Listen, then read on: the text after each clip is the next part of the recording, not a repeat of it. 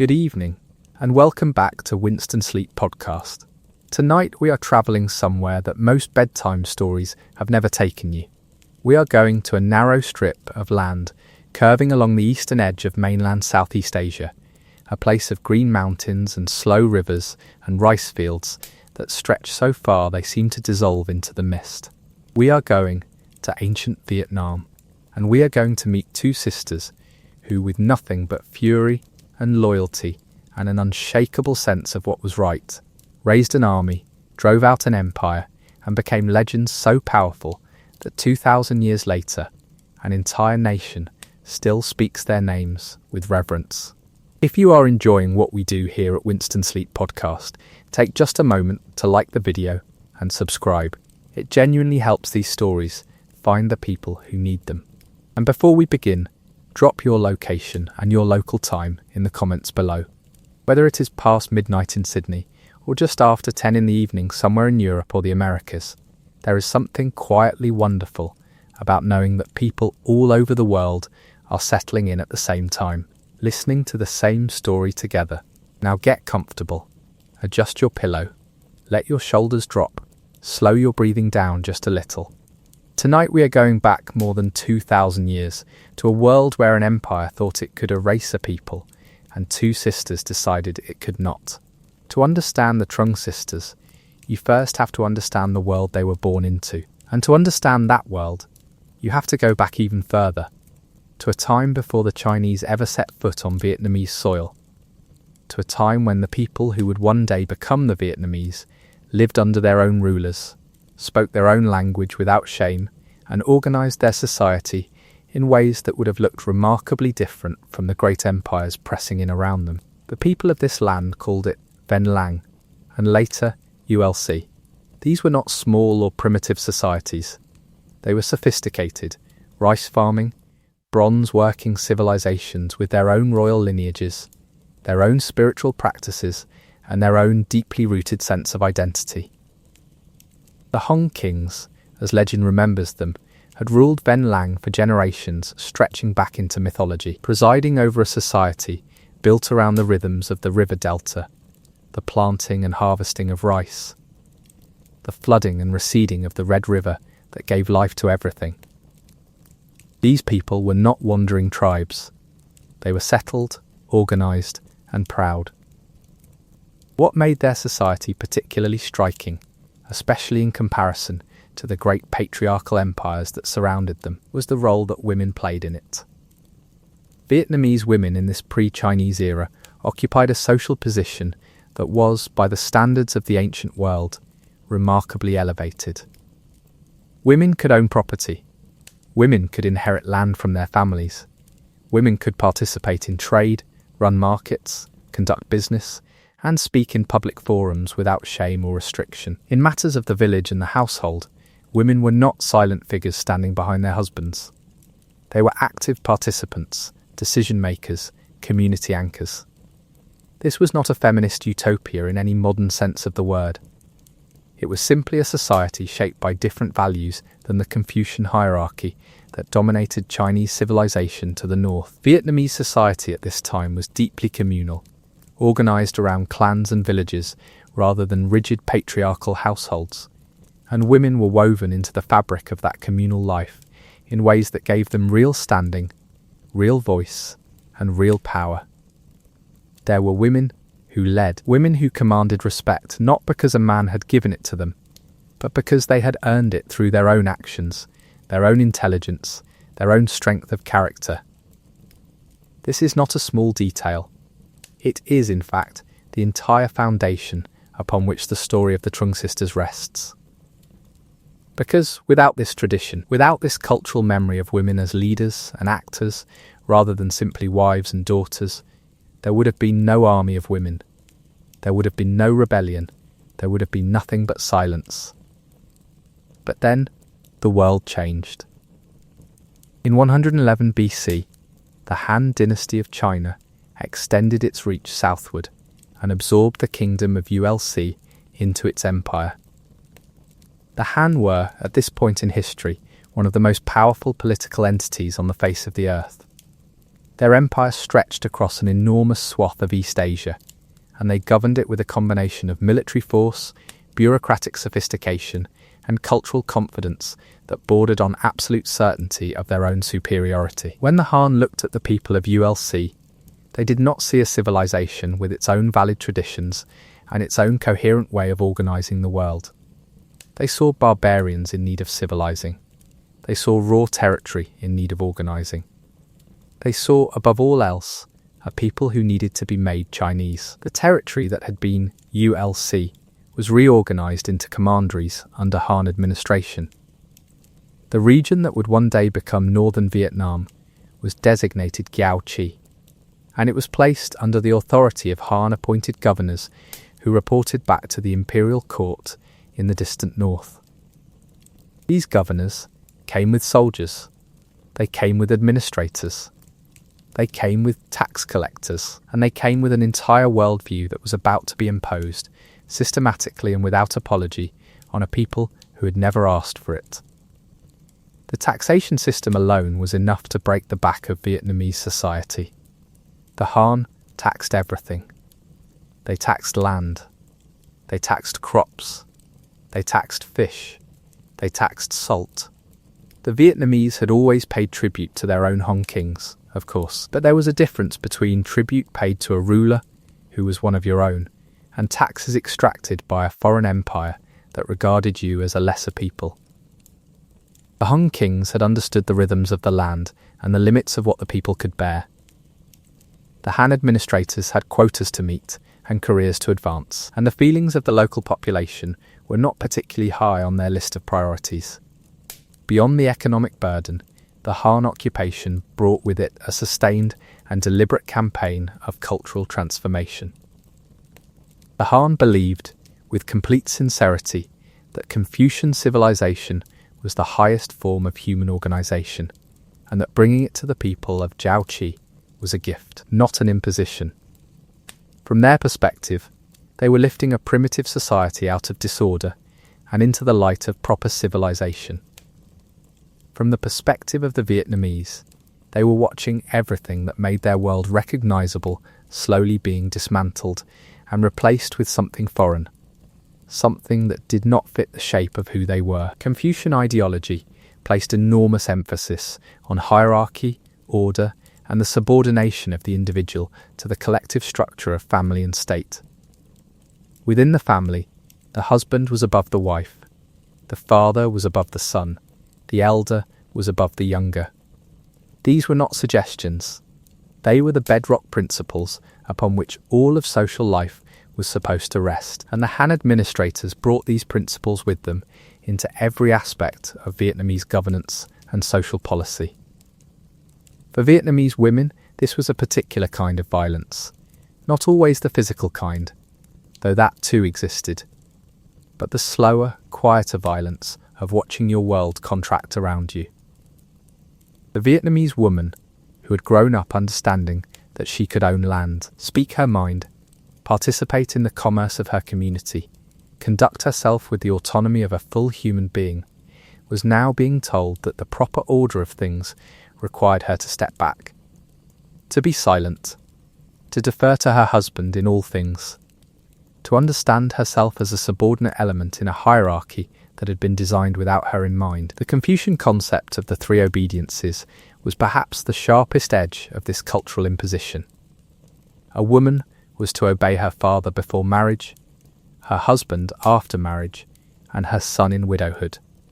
At no point in her life was she understood to be a fully autonomous individual with the right to make her own decisions. This was so fundamentally at odds with the Vietnamese understanding of womanhood that it landed not merely as a cultural difference, but as an insult, as a declaration that everything Vietnamese society had believed about women was wrong, backward, uncivilized, and in need of correction.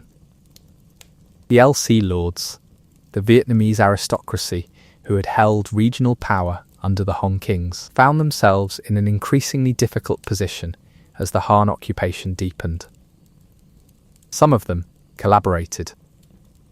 Some of them accommodated the new order, learning to navigate the Han bureaucratic system, adopting enough of the new cultural forms to maintain their local standing, while trying to preserve what they could of their own traditions. Others resisted quietly, maintaining Vietnamese customs within their households and their communities as a form of stubborn cultural preservation, a way of saying, "We are still here, we are still ourselves, you have not finished us yet." But the pressure continued to build. Each generation of Han governors brought new policies, new extractions, new demands. The taxes rose, the cultural impositions deepened. The Vietnamese LC lords found their authority increasingly circumscribed, their autonomy increasingly theoretical, their ability to protect their own people increasingly limited by the weight of imperial administration pressing down from above. The Han also brought with them changes to land ownership that struck at the very root of Vietnamese communal life. Traditional Vietnamese land tenure was a complex system built around village communities and clan relationships, in which land was understood as belonging to the community in ways that were not easily translated into the individualized property concepts of Han legal thinking. The Han administrators, attempting to bring Vietnamese land tenure into line with imperial norms, disrupted these arrangements in ways that displaced communities, concentrated land in fewer hands, and created new hierarchies of wealth and poverty that had not existed before. Into all of this was layered the simple daily humiliation of living under foreign rule.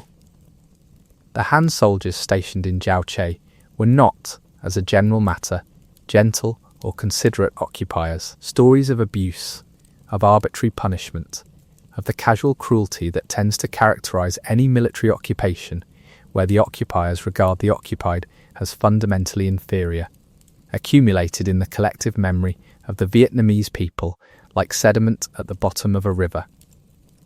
Slow, steady, and eventually, when the conditions were right, capable of being stirred into something turbulent. The Red River Delta, which formed the heart of Giao Chic, was a landscape that shaped the people who lived in it in particular ways.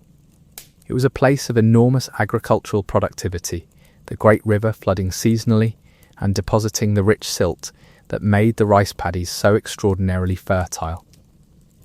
But it was also a landscape that required constant collective effort to manage. The dikes and irrigation systems that made farming possible in the delta were not the work of individuals. They were the work of communities, built and maintained over generations through cooperative labour that bound people to each other and to the land in ways that were not easily broken. This collective orientation of delta life meant that when the Han occupation began to squeeze, it squeezed everyone. There was no individual escape from the tax collector, no private refuge from the cultural transformation being imposed from above. Whatever happened to the community happened to everyone in it, and whatever resentment built up in the community was a shared resentment, a collective wound that every member of the community carried together. It was in this world, in the province of Em Linh in the Red River Delta, in a family that still held the rank and title of LC lords despite everything the Han occupation had taken from them, that two girls were born. We do not know the exact year of their birth. The historical record from this period is fragmentary, assembled from Chinese imperial histories that were not particularly interested in preserving the details of Vietnamese lives, supplemented by Vietnamese oral traditions and legendary accounts that sometimes blur the line between history and myth. But sometime in the first few decades of the first century AD, in a household where the old traditions were honoured and the memory of what Vietnam had been was kept carefully alive, Trung Truc and Trung Enich came into the world. They were born into a family that straddled two worlds. Their father held the title of LC Lord, which meant that by Vietnamese tradition, he was a man of standing, a regional leader with authority over his community and a place in the aristocratic structure that had governed Vietnamese society before the Han arrived. But under the Han system, that title meant increasingly little. The real power in Giao Chiu resided with the Han-appointed governor and his administration. The LC lords existed at the sufferance of the imperial system their local authority tolerated as long as it served Han interests, and threatened whenever it did not. The province of Emlyn sat in the heart of the Red River Delta, a landscape of low hills and river channels, and the endless green expanse of rice cultivation. It was a place with deep roots in Vietnamese tradition, and the family that the Trung sisters were born into was one that had not forgotten those roots. Their mother, whose name history has preserved as Man Thin, was by all accounts a formidable woman in the Vietnamese tradition, a woman who understood herself as a full participant in the life of her family and her community, not as a decorative subordinate. It was in this household, in this province, in this world, balanced between the memory of what had been and the grinding reality of what now was, that the Trung sisters grew up. And it is in understanding everything that world contained, every layer of occupation and cultural imposition and collective memory and quiet resistance, that we begin to understand how two women from a provincial Elsie Lord family could one day look at the largest empire in Asia and decide that they were going to fight it. The Han had been in Jiaoqi for more than 100 years by the time the sisters were born. 100 years is a long time, long enough for the occupation to feel, to those who had never known anything else, like simply the way things were. Long enough for the accommodations and compromises and small daily negotiations with imperial power to calcify into habit. Long enough for some to forget, or to choose to forget, the weight of what had been lost. But not everyone forgot. In households like the one the Trung sisters grew up in, the memory was kept, the stories were told, the old traditions were honoured in the private spaces that the Han administrators could not reach. And the resentment, that slow accumulated sediment of 100 years of foreign rule, continued to build at the bottom of the river, waiting for the current to change. By the time the Trung sisters were growing up, the Han governor of Jiaoqi was a man named T Ne, and his name would eventually become synonymous in Vietnamese memory with everything that was worst about the occupation. He was, by the accounts that have survived, a man of particular cruelty and particular greed, a governor who extracted everything he could from the people under his administration, and who regarded any expression of Vietnamese autonomy or dignity as a personal affront to the imperial order he represented. Under TNH, the taxation became more aggressive, the cultural impositions became more deliberate, the casual violence of the occupation became less casual and more systematic. He was the kind of administrator that empires sometimes produce when they are confident enough in their own power to stop pretending that their rule is in any way benevolent. When the mask of civilization slips and what is revealed underneath is simply force and the willingness to use it. The Vietnamese people of Jiaoqi had endured bad governors before. They had developed, over a century of occupation, a repertoire of strategies for surviving them. But TNH would prove to be the governor who pushed too hard, who took too much, who finally stirred the sediment at the bottom of the river into something that could no longer be contained. He would do this not through any single grand act of policy, but through something far more personal, far more specific, far more human in its brutality. He would reach into the household of the Trung sisters and take something that could not be replaced. And in doing so, he would make the greatest miscalculation in the history of his empire's occupation of Vietnam. But that is a story for the next part of tonight's journey. For now, let the weight of this world settle around you. Feel the humidity of the Red River Delta, the smell of rice paddies in the early morning mist, the sound of a river that has been running through this landscape for longer than any empire has existed. Somewhere in this world, in a house in the province of Emlyn, two girls are growing up. They are learning to read, they are learning to fight.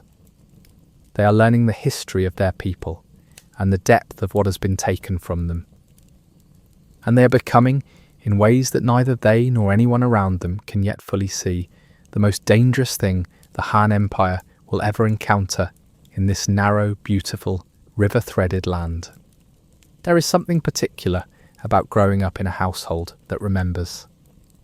Not a household defined by bitterness, not a family eaten alive by grievance, but one where the memory of what came before is kept carefully, deliberately, the way you might keep a flame sheltered in cupped hands against the wind. You know what the flame is for, you know why it matters, and you carry it forward, not with rage, but with a quiet, steady intentionality that is in some ways more powerful than rage ever could be. This was the household of the Trung Sisters, a L.C. Lord's home in the province of Emlyn, sitting in the heart of the Red River Delta, surrounded by the familiar landscape of rice paddies and river channels, and the low green hills that rolled away toward the horizon in every direction. From the outside, it would have looked like any other household of local Vietnamese aristocracy navigating the complicated reality of life under Han administration. The family paid their taxes. They observed the necessary formalities. They existed within the system that the Han had imposed on their world, because existing within it was, for the moment, the only viable option available to them. But inside, in the rhythms of daily life and the conversations that happened in the spaces the Han administrators could not see, something very different was being cultivated. The children of this household were being raised with a dual consciousness that was, in its own way, an act of resistance. They were being taught to understand the world as it was, the Han system, its rules, its demands, its logic, and simultaneously to understand the world as it had been and as perhaps it might one day be again. This kind of dual consciousness requires a particular kind of parent to instill it. And the Trung sisters had, by every account that history has preserved, a particularly remarkable one. Their mother, Man Thin, is a figure who deserves far more attention than history has typically given her. She was a woman of the old Vietnamese tradition in the fullest sense of that phrase. She understood herself not as a subordinate figure in her husband's household, but as a full partner in the raising of her children and the management of her family's affairs. She was educated. She was, by the accounts that have survived in Vietnamese oral tradition and later historical writing, a woman of considerable intellectual sharpness and considerable strength of will. And she was, above all, a woman who understood that the most important thing she could give her daughters was not safety or comfort, but knowledge and capability. When the Trung sisters' father died, and the historical record does not tell us precisely when this happened or under what circumstances, Man Thin did not retreat into the diminished role that Confucian social norms would have assigned to a Vietnamese widow under Han administration. She did not hand the management of her household over to a male relative or defer to the nearest available man with a claim to authority. She stepped forward. She took charge. She managed her family's affairs with the kind of confident autonomy that Vietnamese women had traditionally exercised, and that the Han occupation was systematically trying to extinguish. In doing so, she modelled for her daughters, every single day, what it looked like to be a Vietnamese woman in the fullest sense of the tradition. Not a woman diminished by foreign ideologies about proper female behaviour. A woman who understood her own capacity and acted on it without apology. The education that Man Thin gave her daughters was not the education that Han administrators would have considered appropriate for girls of any social class. Under Confucian orthodoxy, the education of women was a limited and carefully circumscribed affair, oriented toward making them better wives and mothers, more obedient daughters-in-law, more effective managers of the domestic sphere. Literature, yes, in limited quantities. Music, perhaps, but certainly not the things that the Trung sisters were learning in their household in Emlyn. They were taught to read and write, which was not unusual for the daughters of L.C. Lords. Literacy was part of what distinguished the aristocratic household from the farming family, and Man Thin understood the importance of giving her daughters access to the knowledge that writing preserved. But they were also taught history, Vietnamese history. The history of Vinh Lang and ULC, the history of the Hong Kings, the history of what this land had been before the Han arrived with their armies and their administrators and their certainty that everything Vietnamese needed to be replaced with something Chinese. This history was not written down in any official record that the Han would have recognized. It lived in oral tradition, in stories passed from one generation to the next, in the collective memory of a people who understood that forgetting was its own kind of defeat. And then there was the martial training. This is the element of the Trung Sisters' upbringing that tends to surprise people when they first encounter it, because it does not fit the image of how girls were supposed to be raised in any of the major civilizations of the ancient world. But it fits perfectly within the Vietnamese tradition as it existed before and alongside the Han occupation. Vietnamese women of the aristocratic class were not strangers to physical training, to the understanding that a woman might need to defend herself, her family, her community, and that the capacity for such defence was a form of dignity rather than an aberration. The Trung Sisters learned to fight. They learned the use of weapons. They learned the principles of military strategy and tactics that their tradition preserved. Whether this training was given to them by their mother directly, or by instructors their mother arranged, or by some combination of both, the historical and legendary accounts agree on the substance of it. These were not women who happened to find themselves in a military situation and improvised their way through it. They were women who had been prepared, deliberately and systematically, for the possibility that one day their physical capability and their strategic intelligence would be required in ways that went far beyond the management of a household. It is worth pausing here to consider what this training must have felt like.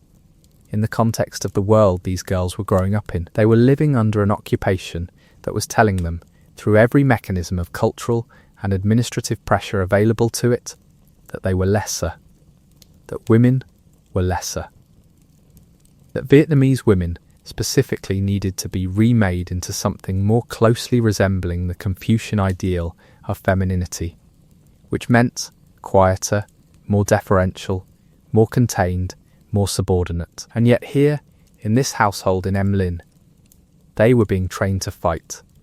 They were being given the physical and intellectual tools of autonomous action. They were being raised, in the most literal possible sense, against the grain of everything the occupation was trying to impose on them.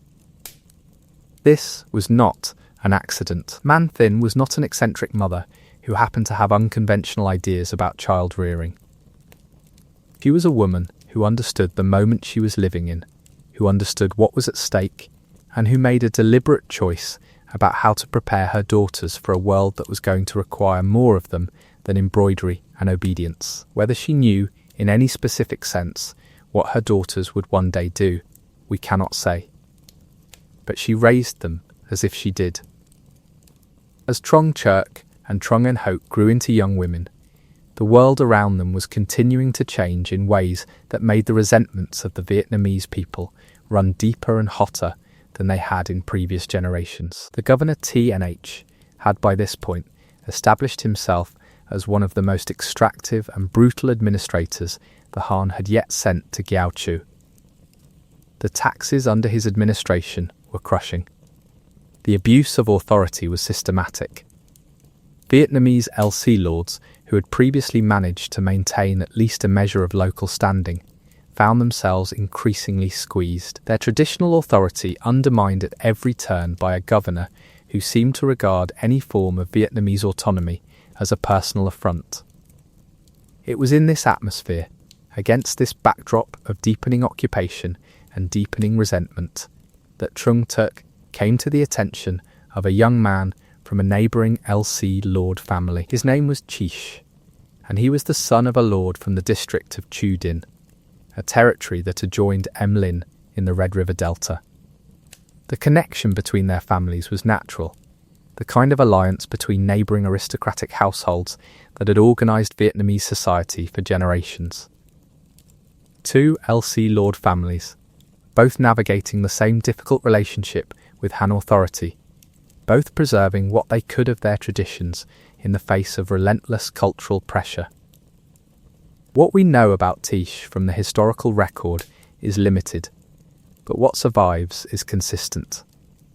He was a man of conviction. He was, by the accounts that have come down to us, deeply committed to the cause of Vietnamese resistance against the Han occupation, not merely as an abstract principle, but as a practical orientation that shaped his actions and his alliances. He was, in other words, exactly the kind of man that a woman like Trung, raised as she had been raised, would have found both compatible and compelling. Their marriage was, in the Vietnamese tradition that both families still honoured, a union of equals, not the Confucian marriage of hierarchy and subordination that the Han administrators would have recognised as proper, but something older and more characteristic of Vietnamese social organisation, a partnership between two people who brought comparable standing and comparable capability to a shared life. Trung did not become a lesser figure upon marrying Tish. She remained herself, with her own identity, her own standing, and her own voice in the affairs of their household and their community. Trung, the younger sister, remained close. The bond between the two sisters was, by every account, something that went beyond ordinary sibling affection. They had been raised together, trained together, educated together, shaped by the same household and the same mother and the same understanding of what it meant to be Vietnamese women in an occupied land. Whatever one of them was, the other was also, in a way that made them function more like two parts of a single will than like separate individuals with separate agendas. The province of Em Linh and its surrounding territories were, by the time of Trung Turc's marriage to Tish, in a state of barely contained tension. The Vietnamese LC lords of the region had been communicating with each other, sharing their grievances, calculating the risks and possibilities of resistance. This was not a sudden radicalization. It was the slow convergence of people who had been pushed long enough and hard enough to begin seriously considering what it would look like to push back. Tish was at the centre of much of this organising. He was a man who understood that the resentment of the Vietnamese people under TNAG's administration was not merely an emotional reality, but a political resource, something that could, under the right circumstances and with the right leadership, be channelled into coordinated action. He moved through the network of LC Lord families, building relationships, gauging sentiments, laying the groundwork for something that had not yet been given a name, but was beginning to take shape in the conversations and the silences of Vietnamese aristocratic households across the Delta. Tina, for his part, was not entirely oblivious to these currents of discontent. An administrator of his experience and his temperament would have known, at some level, that the people he governed did not love him, and that the level of extraction he was imposing on them was generating dangerous resentments.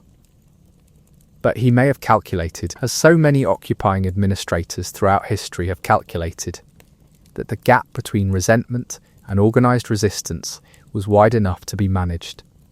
The Han army was the largest and most experienced military force in the region. The Vietnamese LC lords were a dispersed collection of provincial aristocrats without centralised command or professional military organisation. The calculus, from a purely pragmatic standpoint, may have seemed straightforward. What T. Nenich understood less well was the specific chemistry of this particular moment.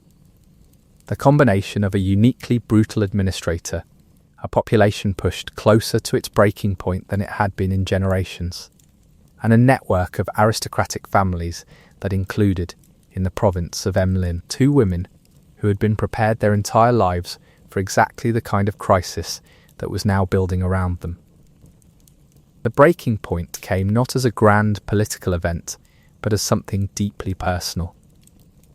Something that Tinech almost certainly did not think of as a significant decision when he made it, or perhaps thought of as a demonstration of power, a warning to the network of restless LC lords that he knew what they were doing and that he was willing to reach directly into their households to remind them of the consequences of resistance.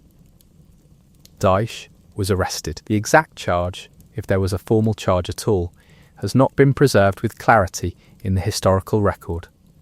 What is consistent across all the accounts is the outcome. TNH had Taish executed. The execution of a L.C. Lord's son, a man of standing in the Vietnamese aristocratic network, a man who was the husband of Trung Truc, was intended as a message. It was intended to say, with the brutal clarity of a severed head, that the Han governor knew who was organising against him, that he had the power to reach into the heart of any household and take whatever he chose to take, and that the appropriate response to this demonstration of power was silence and submission. It did not produce silence and submission. It produced something that Teenich had almost certainly not factored into his calculations, because it required understanding something about Trung Truc that his Confucian framework of female behaviour made essentially invisible to him. It produced a widow who was also a warrior, a woman who had spent her entire life being prepared by her mother and her tradition and her own fierce intelligence for exactly this kind of moment. A woman who had a sister equally prepared standing beside her. And a woman who had already built around her a network of relationships and alliances and grievances that only needed a single decisive act to crystallise into something organised and purposeful and terrifying. What happened in the days and weeks after Tisha's execution is not recorded in the kind of granular detail that a modern historian would want. The sources are too fragmentary, too shaped by the overlay of legend and later interpretation, to give us a precise account of how Trung Jussi moved from grief to decision to action. But the shape of what happened is clear enough. She did not retreat into mourning.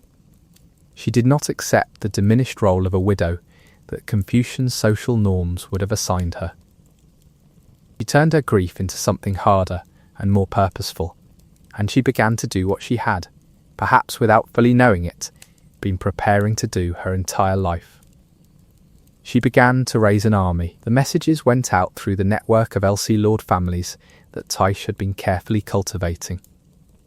The word spread through the Vietnamese communities of Giao Chu, through the rice farming villages, and the river trading towns, and the provincial households where resentment of the Han occupation had been accumulating for generations. The widow of Tish, the daughter of a L.C. Lord of Emlyn, was calling for resistance.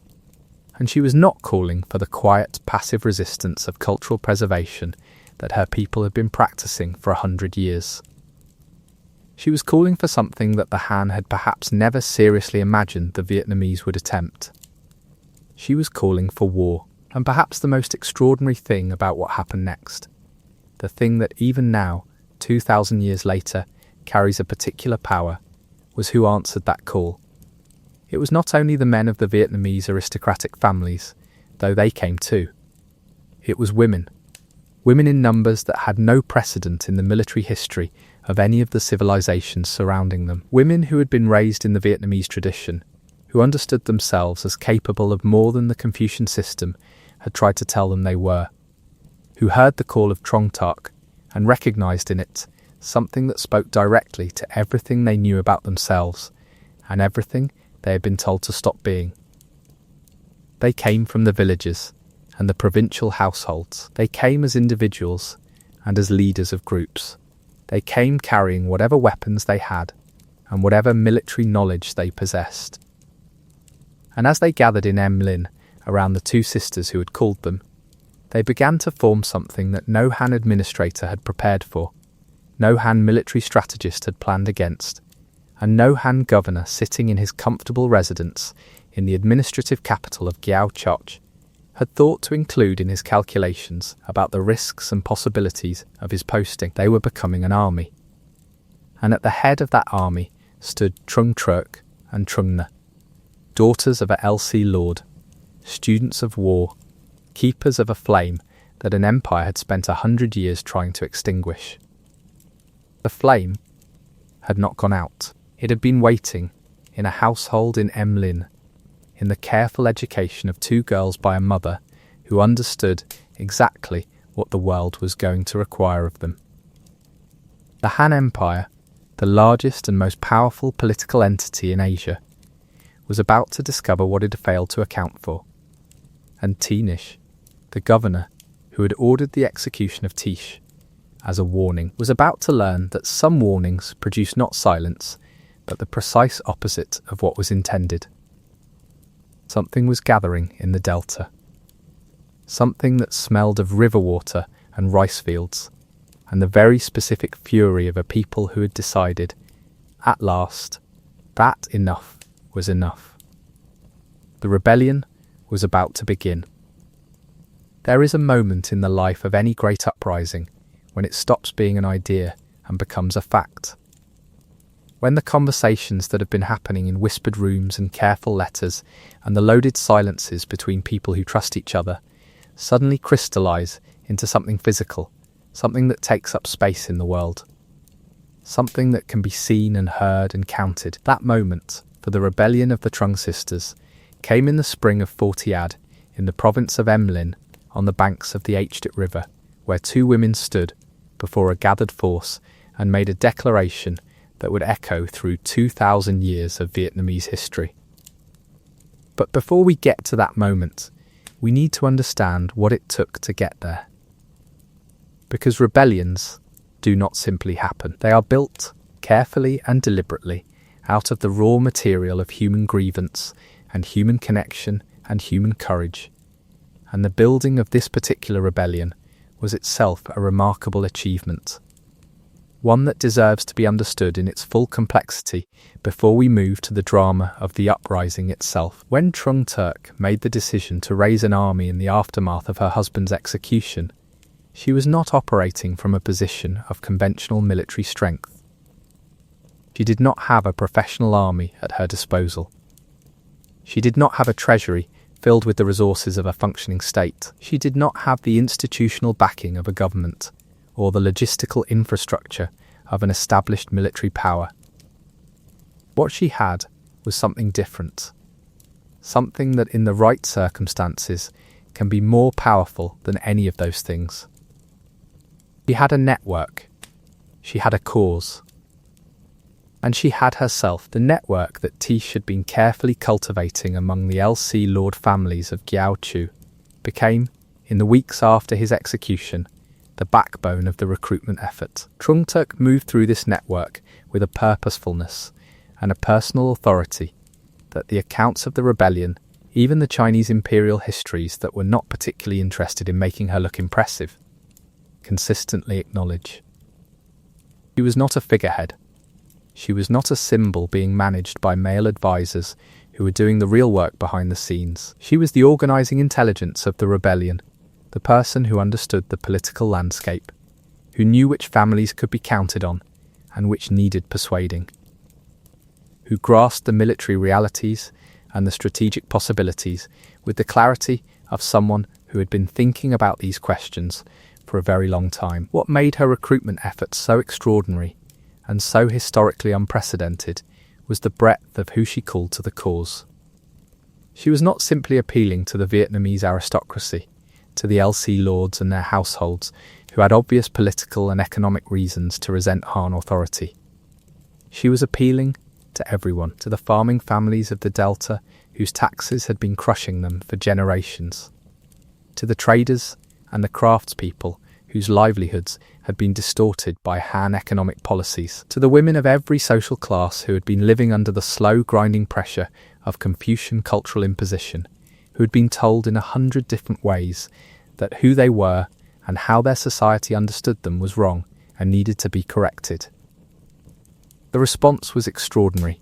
The Vietnamese people of Gyao Chi had been waiting, without perhaps knowing they were waiting, for exactly this kind of call. The grievances that had been accumulating over a century of occupation, the resentments that had been nursed in private and expressed only in the safest possible company, found in the rebellion of the Trung Sisters a legitimate outlet, a channel through which 100 years of suppressed fury could flow towards something purposeful and collective. People came. They came in numbers that surprised even those who had been working to organise the rebellion. They came from across the territory of Gyao Chi, from the villages and the provincial towns and the farming communities of the Delta, drawn by the combination of their own long-held grievances and the specific gravitational pull of two women who embodied, in their very persons, the Vietnamese tradition of female strength and authority that the Han occupation had been systematically trying to destroy.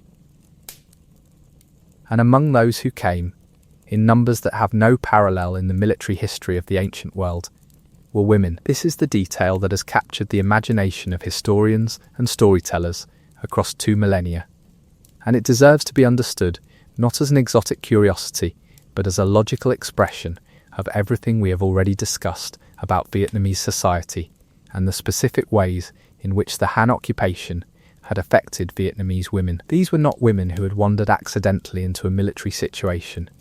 They were women who came deliberately, who understood what they were joining and why, who brought with them the martial traditions of a society that had always recognized female capability and the specific fury of people who had been told, for 100 years, that their most fundamental understanding of themselves was wrong. The historical and legendary accounts of the rebellion preserve the names of dozens of female generals and military commanders who served under the Trung Sisters. This is remarkable. In any other military conflict of the ancient world, female commanders are exceptional enough to be counted on one hand. In the rebellion of the Trung Sisters, they are so numerous that the accounts struggle to keep track of all of them. Women led contingents of troops. Women commanded specific military operations. Women held positions of strategic authority in an army that was, at its senior levels, dominated by female leadership, to a degree that would have been incomprehensible to any Han military commander trying to understand what he was facing. Among the most celebrated of these female commanders was a woman named Phuong the Chun, whose story has been preserved with particular vividness in Vietnamese historical memory. She was, by the accounts that have survived, a woman of extraordinary physical courage and military capability. A commander who led her troops from the front in a way that inspired the kind of loyalty that turns ordinary soldiers into fighters willing to follow their leader into situations that their rational minds would otherwise tell them to avoid. The detail that Vietnamese tradition has preserved most vividly about Phuong the Chen is almost too extraordinary to absorb on first encounter. She was pregnant when the rebellion began, and according to the accounts, she gave birth on the battlefield itself, strapping her newborn to her back and continuing to fight. Whether this is literally true or whether it has been shaped by the long process of legendary accretion that transforms historical figures into symbols, it speaks to something real about the spirit of the women who joined this rebellion. They were not dabbling in resistance. They were committing to it with everything they had, including, in some cases, everything their bodies were doing at the same moment. Other female commanders have been preserved by name in the historical record and in Vietnamese oral tradition. There was El Ken, who would go on to have a long and significant military career, and who is still honoured today in the Vietnamese city of Hai Phong, where a street and a district carry her name. There was BTNN, who had her own personal grievance against the Han occupation, and who brought to the rebellion a ferocity that the accounts describe in terms that make clear she was not fighting for abstract political principles, but for something immediate and personal and burning. There were others, dozens of others, women whose names the historical record has not always preserved with clarity, but whose presence in the army of the Trung Sisters is attested consistently across the sources. The training and organisation of this force took place in the weeks and months leading up to the formal declaration of the rebellion. Em Lin became a staging ground, a place where the fighters who were arriving from across Gauche were organised, equipped as well as the available resources permitted, and prepared for the military campaign that was coming. The Trung Sisters understood that they were not going to be able to sustain a long war of attrition against the Han Empire. The resources and the organisational capacity for that kind of extended conflict were not available to them. What they needed was speed. Momentum. The kind of rapid, decisive military action that would seize territory before the Han administration could organise an effective response, that would demonstrate to the Vietnamese people that the occupation was not invincible. And that would create, on the ground, facts that the empire would then have to reckon with. The formal beginning of the rebellion is traditionally dated to 40 AD, and the accounts describe a ceremony on the banks of the H River that served as the public declaration of what was now underway.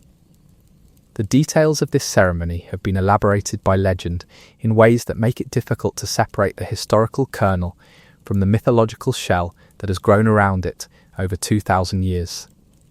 But the core of it is consistent across the sources. Trung addressed the gathered forces.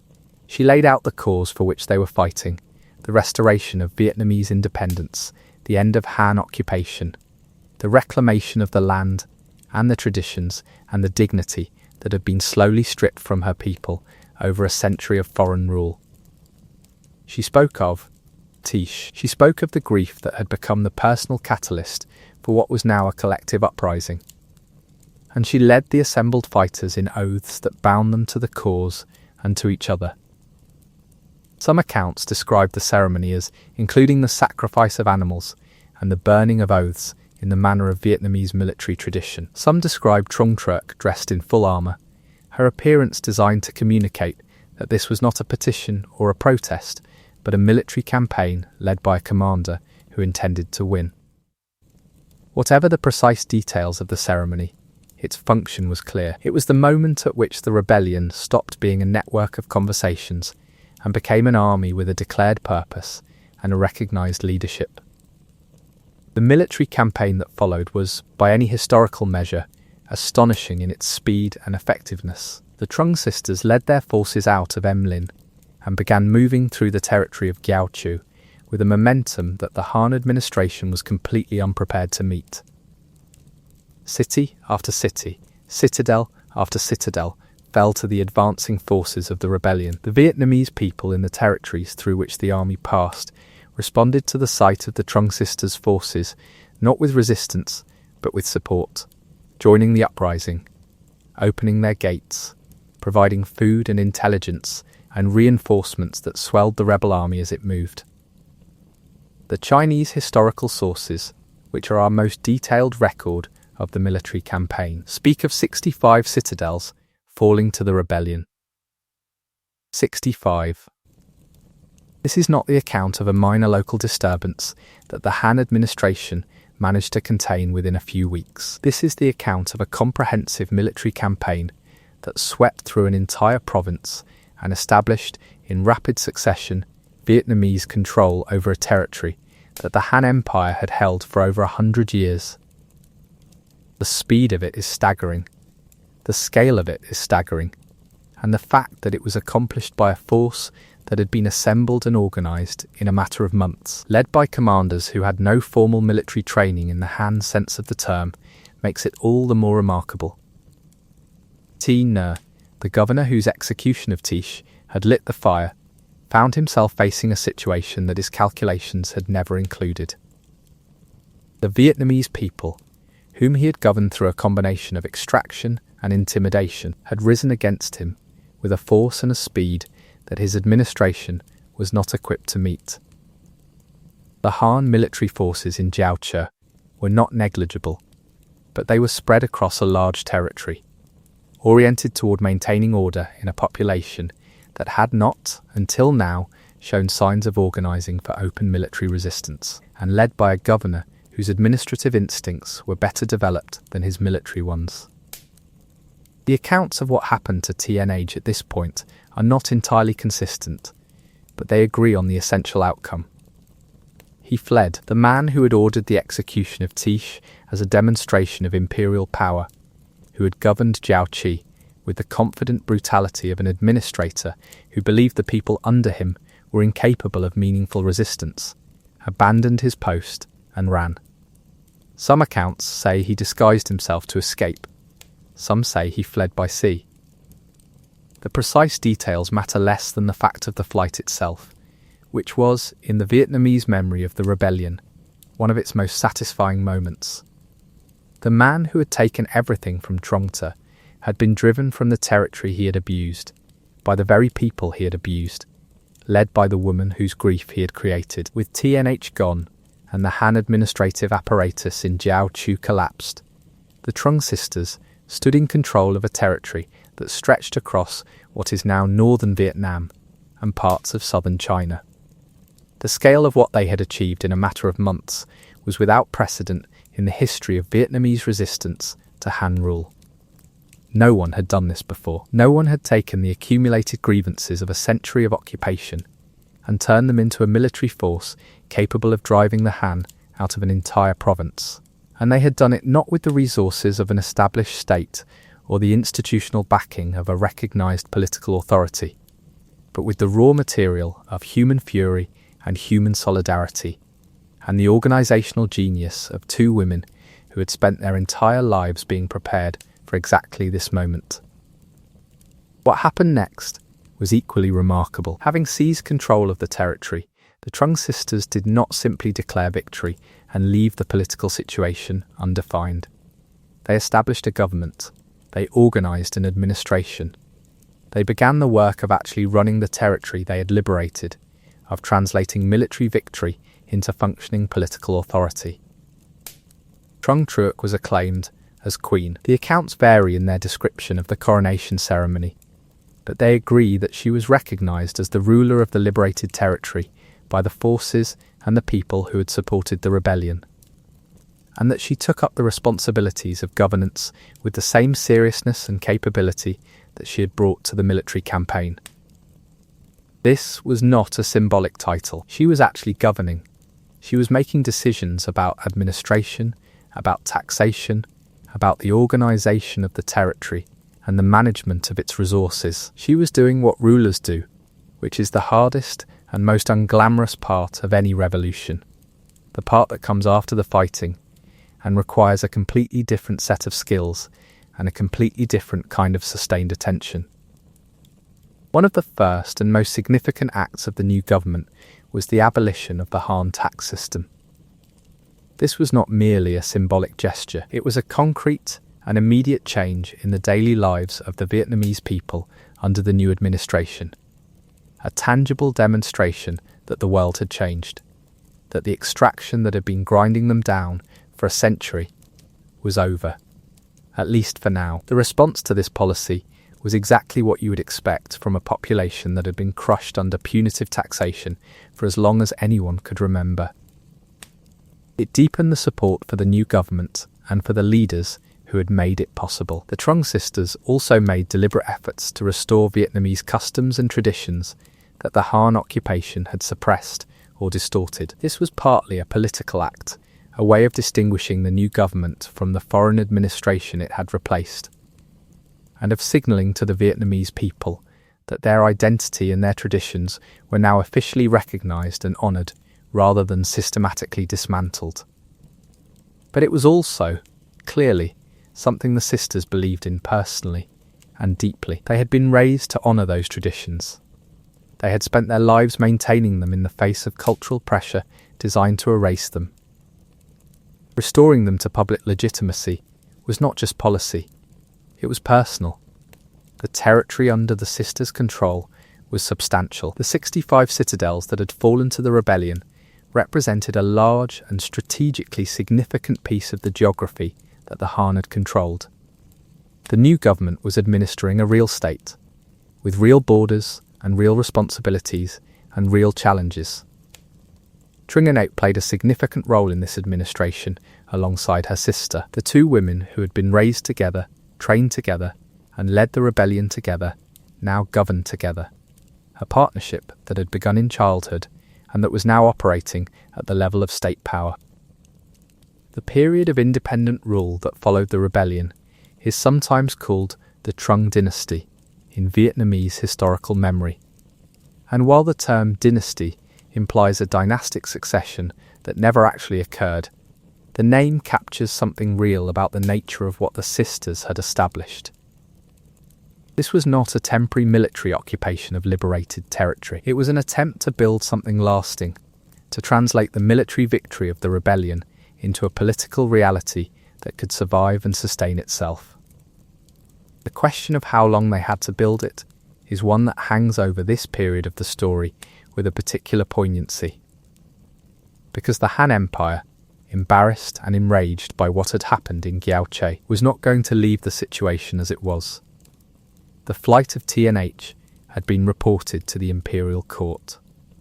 The fall of 65 citadels had been reported to the imperial court.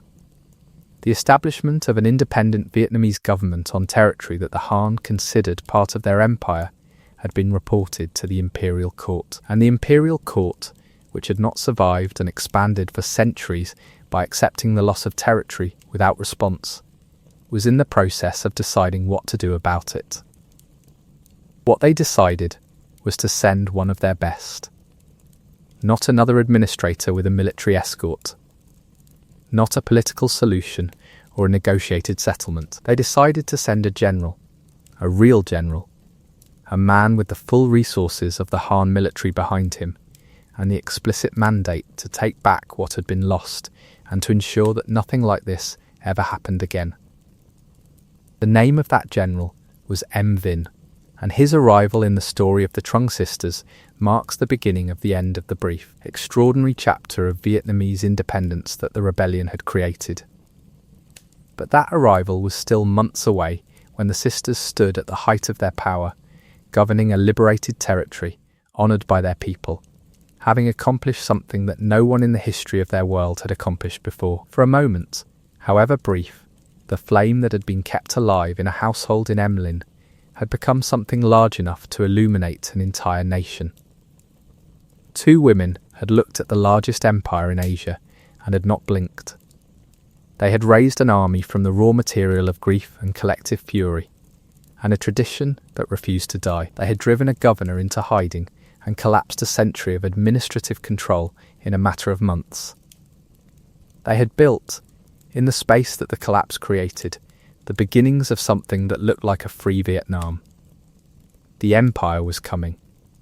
The full weight of Han military power was being assembled and directed toward the narrow, river-threaded land that the sisters now governed. And everything that the rebellion had built, every citadel, every policy, every restored tradition, every abolished tax, was about to face a test that would determine whether the flame could survive what was coming, or whether it would finally be extinguished by a force too large and too determined to be turned back by fury alone.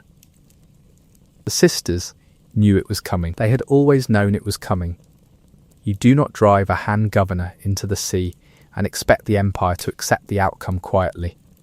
They had bought themselves time, and they had used that time to build as much as they could, as fast as they could, knowing that the clock was running. Somewhere to the north, beyond the mountains and the rivers that marked the edge of their territory, the Han Empire was preparing its answer. And the answer, when it came, would arrive in the form of an army led by a man who had never lost a campaign, and who had been given everything he needed to make sure he did not lose this one. The brief golden moment of the Trung dynasty was burning at its brightest. And somewhere, in that brightness, if you looked carefully enough, you could already see the first signs of the darkness that was gathering at the edges. There is a particular kind of silence that falls over a place when everyone in it knows that something is coming and no one can say exactly when it will arrive. Not the silence of peace or the silence of rest, but the silence of waiting, of preparation, of the specific human experience of standing in the present moment while the future bears down on you from a direction you can see but cannot stop. The territory that the Trung sisters governed in the months after their rebellion had something of that quality to it. The work of building a government continued. The abolished taxes remained abolished, the restored traditions remained restored. The people who had joined the uprising and who were now living in the liberated territory went about their daily lives with the particular intensity of people who understand that what they have is precious and may not last. Because everyone knew. The sisters knew. The generals knew. The farmers in the Delta villages who had cheered the retreat of TNH and celebrated the end of Han extraction knew. The Han Empire did not lose territory. It did not accept humiliation from people it considered barbarians. It did not allow the precedent of a successful rebellion to stand unremarked and unpunished in a province it had controlled for over a century. Whatever was being assembled beyond the northern horizon, it was going to be large, and it was going to be serious, and it was going to arrive with the full institutional weight of the most powerful empire in Asia behind it. The question was not whether the Han would respond. The question was who they would send. The answer to that question, when it came, told the Vietnamese everything they needed to know about how seriously the imperial court was taking the situation in Gyaochi. They did not send another administrator with a military escort. They did not send a mid-level general with a regional force and instructions to restore order. They sent Vin. And the name Vin, in the context of Han military history, carried a weight that would have been immediately legible to anyone paying attention to the politics of the empire. Vin was not a young man when he received the commission to retake Gyaochi. He was in his late 60s, an age at which most men of his era and his class would have been long retired from active military service, living out their final years in the comfort of whatever honours and properties a lifetime of service to the empire had earned them. But Vin was not most men. He was a soldier in the deepest possible sense of the word, a man for whom military command was not merely a career, but a vocation, a calling that he pursued with a consistency and a capability that had made him one of the most celebrated generals in Han history. His record was extraordinary.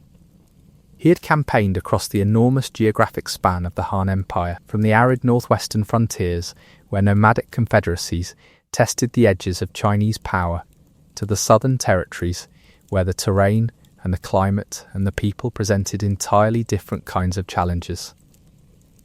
He had won, not always easily, not always quickly, but consistently and decisively. He understood logistics, which is the unglamorous foundation of all successful military operations. He understood terrain, which in the context of a campaign in the Red River Delta was going to matter enormously.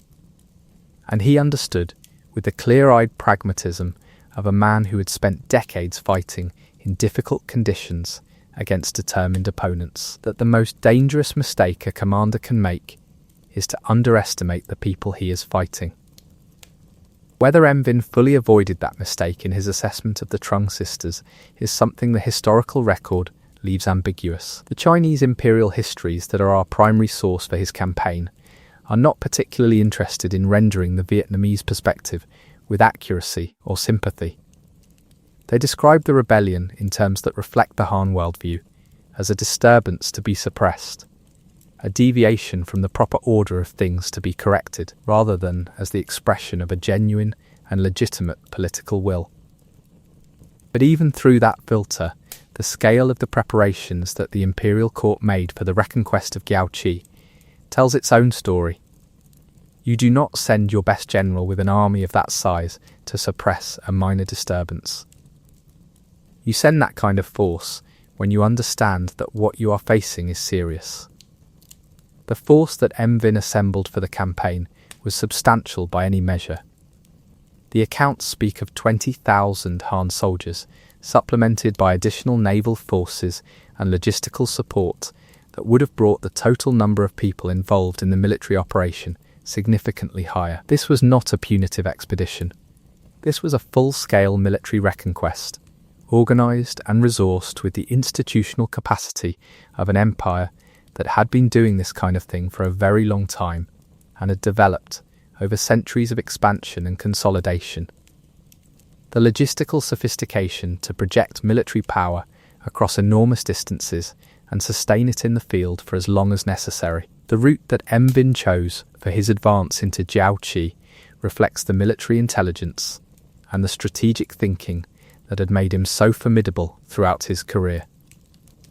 The direct overland route from Han territory into the Red River Delta was the obvious path, but obvious paths in difficult terrain are obvious precisely because the people defending that terrain know them too. Vin chose a combination of overland movement and coastal navigation that allowed him to maintain supply lines, avoid the worst of the terrain obstacles, and approached the theatre of operations from a direction and at a pace that complicated the sisters' defensive preparations.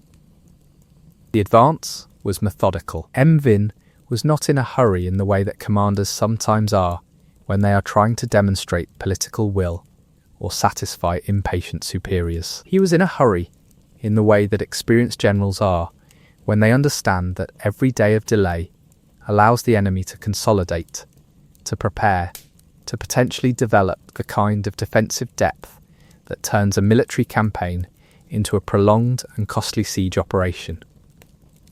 He moved efficiently, and he moved with a clear strategic vision of what he needed to accomplish, and in what sequence. The Trung Sisters, for their part, were not passive in the face of the advancing Han force. The accounts of the campaign make clear that they organised their defences with seriousness and with the same military intelligence that had driven the successful rebellion. They understood the terrain of the Delta in ways that Vin and his forces, coming from outside, did not. They understood the river systems, the seasonal flooding patterns, the geography of the citadels they were defending, and the approaches that an attacking force would have to navigate. They had allies and supporters throughout the territory who could provide intelligence about Han movements and who had personal stakes in the outcome of the defence that no amount of Han military professionalism could replicate.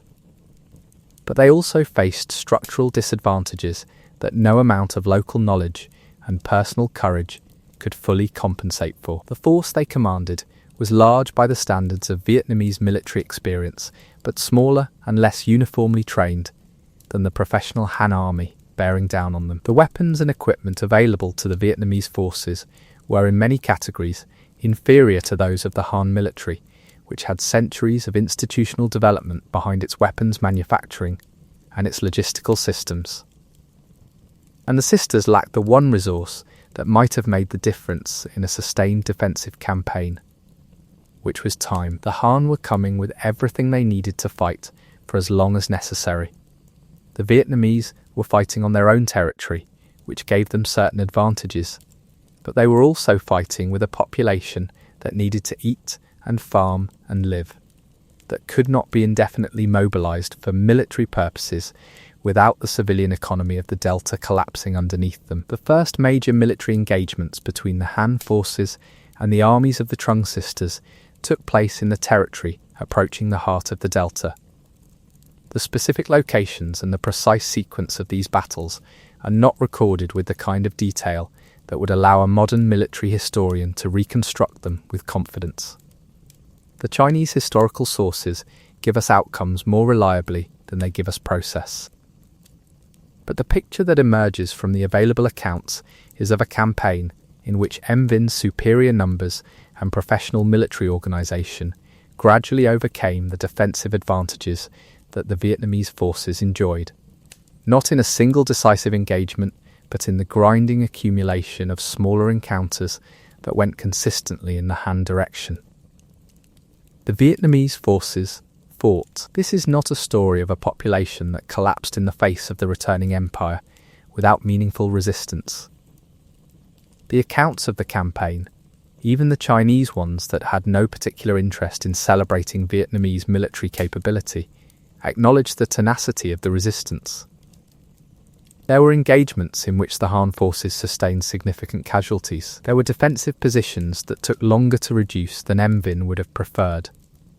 There were moments in the campaign when the outcome was not as certain as the eventual result might suggest in retrospect. But the weight of the Han military machine was relentless.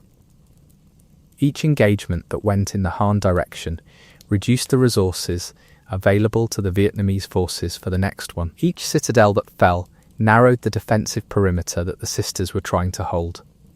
Each Vietnamese fighter lost could not be replaced with the institutional efficiency with which the Han could rotate fresh troops into the line. The mathematics of the campaign were, from the beginning, working against the rebellion, and as the weeks and months passed, those mathematics began to express themselves in the geography of the conflict, in the slow contraction of the territory under Vietnamese control. Vin also pursued a deliberate policy of cutting off the supply lines and the communication networks that the Vietnamese forces depended on. He understood that an army fighting on home territory draws its sustenance from that territory, and that disrupting the connection between the fighting forces and the civilian population that feeds and supports them is one of the most effective ways to degrade military capability over time. His forces moved to isolate Vietnamese defensive positions from each other, to prevent the coordination of resistance across the delta, to create a situation in which each pocket of Vietnamese resistance was fighting essentially alone, rather than as part of a coherent defensive system. The political dimension of the campaign ran alongside the military one. M. Vinh was experienced enough to understand that pure military force, even when it is sufficient to win battles, is not always sufficient to restore stable administration to a territory. He made efforts to separate the Vietnamese population from the rebellion, to offer terms to communities and individuals who were willing to submit to Han authority, to create incentives for accommodation that would reduce the breadth of resistance even as the military campaign narrowed it geographically. This was not generosity. It was pragmatism. An empire that destroys every person and every community that has participated in a rebellion ends up governing a ruin. M. Vinh wanted to restore a functioning province, not to preside over a wasteland. But these political manoeuvres existed alongside military operations that were, when they needed to be, brutal. M. Vinh did not achieve his reputation as one of the great Han generals by being squeamish about the application of force. Communities that resisted were treated with the severity that Han military doctrine prescribed for the suppression of rebellion. The message was consistent and deliberate. Resistance meant destruction. Accommodation meant survival. The choice was available, but it was only available once, and the window for making it was not going to stay open indefinitely. Through all of this, the Trung Sisters continued to lead. The accounts of the campaign do not describe a collapse of Vietnamese military authority or a loss of will among the leadership of the rebellion as the Han forces advanced. What they describe is a fighting retreat, a series of efforts to find defensive positions from which the Han advance could be slowed or stopped, conducted by commanders who had not given up, and who were still making military decisions with the intelligence and the determination that had characterized the rebellion from its beginning. The final phase of the military campaign brought the conflict to its culmination somewhere in the territory of the Red River Delta in 43 AD, approximately 2 years after the initial rebellion had swept Teen out of Gouch. The precise location of the final confrontation between the Han forces and the armies of the Trung Sisters is a matter of some debate among historians, complicated by the fragmentary nature of the sources and the overlay of legend that has accumulated around the final days of the sisters' resistance. But the broad outline of what happened is consistent across the accounts. The Vietnamese forces made a last stand. They fought. And they lost. What happened to Trung Turc and Trung Nech after the military defeat is the question that Vietnamese historical memory has wrestled with for 2,000 years. And it is a question to which the surviving sources give different answers, depending on who wrote them, when they were written, and what purposes the telling of the story was meant to serve. The Chinese imperial histories, the Han Shu and the Ho Han Shu, state that the Trung Sisters were captured by M. Vinh's forces and executed. This account serves the narrative purposes of the Han imperial tradition, which needed the rebellion to end with the restoration of imperial authority and the elimination of its leaders. Capture and execution is the ending that demonstrates the completeness of the Han victory, the finality of the suppression, the restoration of the proper order that the rebellion had disrupted.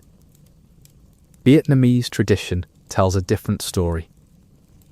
And it is the Vietnamese story that has survived in the living memory and the cultural practice of the Vietnamese people across 2,000 years, which gives it a kind of authority that the Chinese imperial sources, for all their documentary precision, cannot match on this particular question.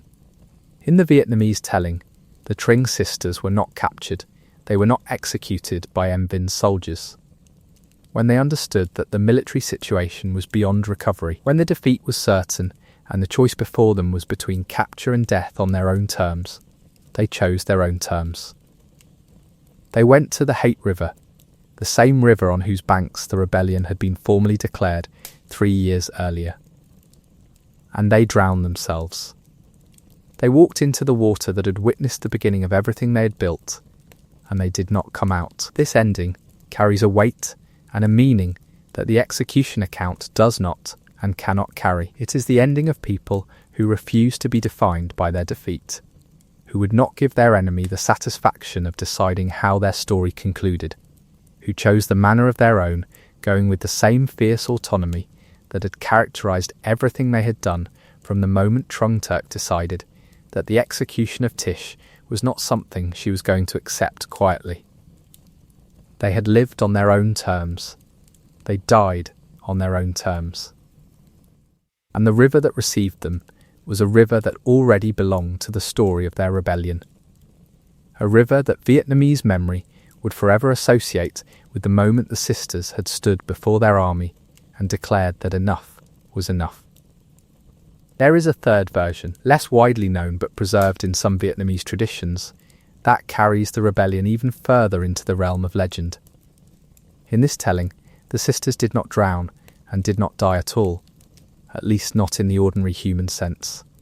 They ascended, they became spirits, goddesses of the Vietnamese tradition, beings of divine power who had passed beyond the mortal realm, but remained present in the landscape and in the life of the people they had given everything to protect. This version reflects the deepest layer of Vietnamese spiritual understanding, the tradition in which the most powerful and most devoted human figures do not simply die, but are transformed into protective presences, into the kind of spiritual forces that a people can call upon in times of need and find answering. Whatever the precise truth of how the Trung Sisters met their end, the aftermath of the military campaign was immediate and harsh.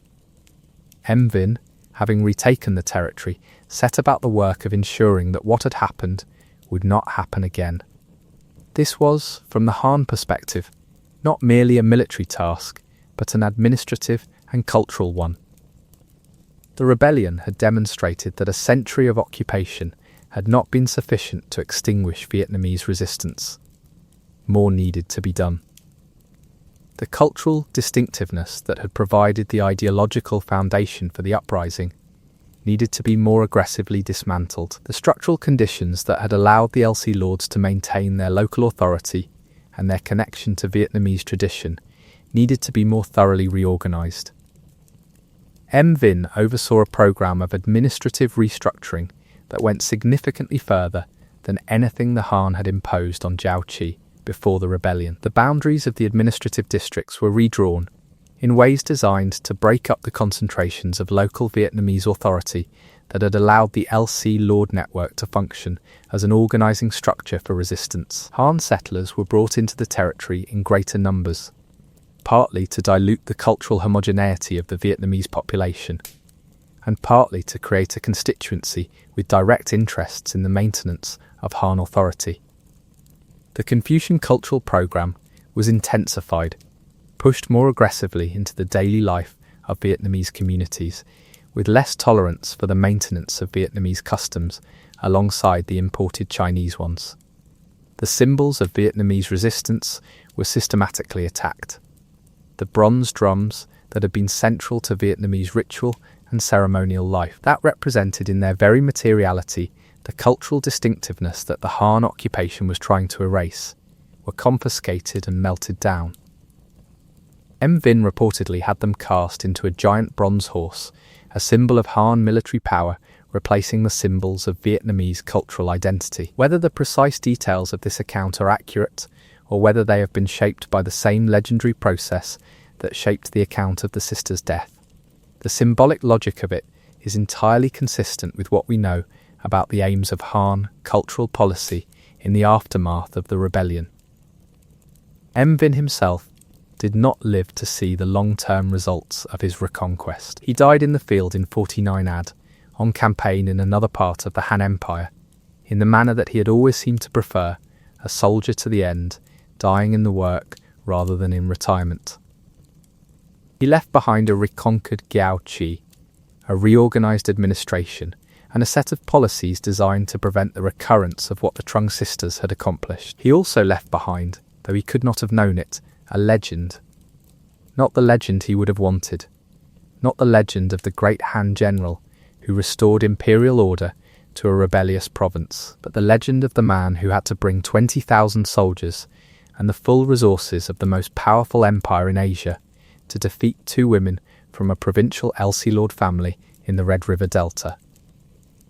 That proportion, that disproportion, that gap between the force required and the force that should theoretically have been necessary says everything about what the Trung Sisters actually were. In the immediate aftermath of the Reconquest, Gao-chi settled back into the rhythms of Han administration. The taxes returned. The cultural pressure resumed. The Confucian orthodoxy was applied with renewed vigour to a population that had demonstrated, in the most dramatic way possible, the limits of its tolerance for being told that its own traditions were worthless. The Vietnamese people went back to the daily work of surviving under occupation, of maintaining what they could of who they were in the spaces that the administration could not reach. But something had changed. Something that M. Vin's reorganisation and T. N.H.'s brutality and 150 years of Han cultural pressure could not undo, because it lived not in any physical structure or administrative arrangement, but in the memory and the imagination of a people. The Trung Sisters had shown that it was possible. They had shown that Vietnamese people could rise, could organise, could fight, could win, could govern themselves.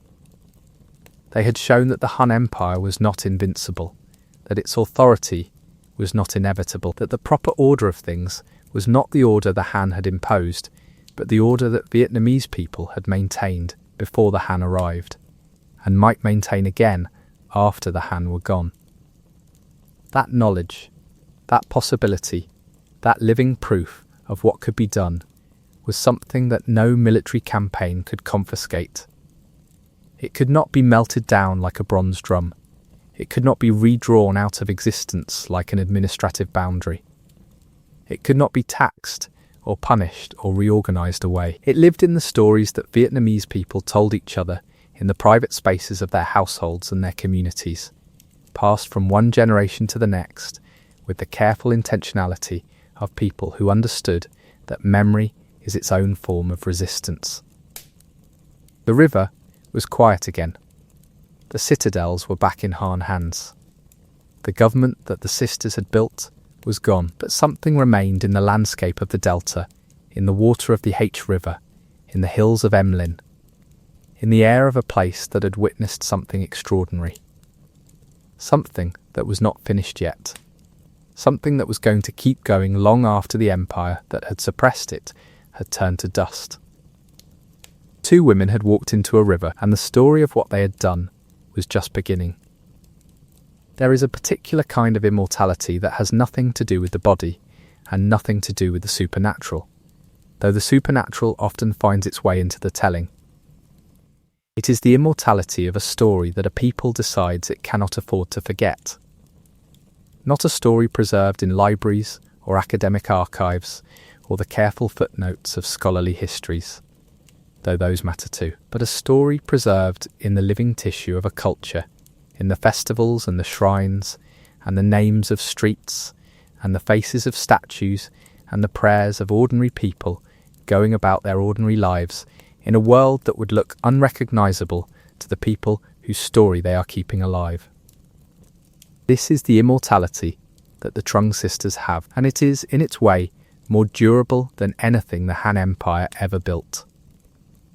To understand how two women from the 1st century AD became the most enduring symbols in the history of an entire nation, you have to understand something about the nature of Vietnamese history after the sisters died, because the story of Vietnam after 43 AD is not the story of a people that accepted its fate and settled into permanent accommodation with foreign rule.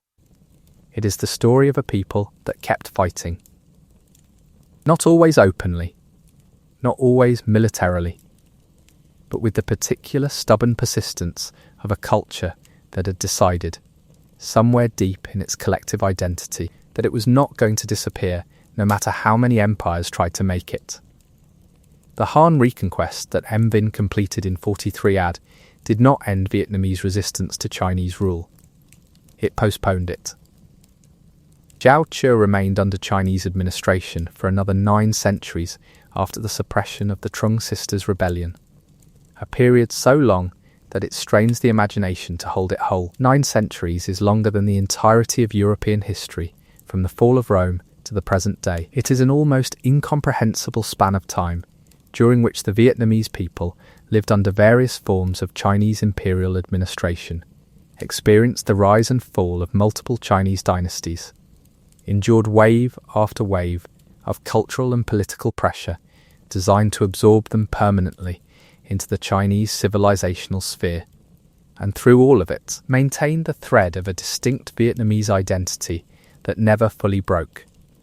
They maintained it partly through language.